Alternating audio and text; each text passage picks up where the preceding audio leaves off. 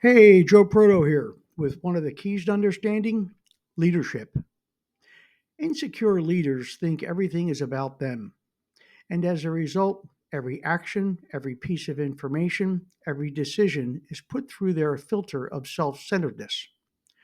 Whereas integrity, insight, and inclusiveness are the three essential qualities of leadership.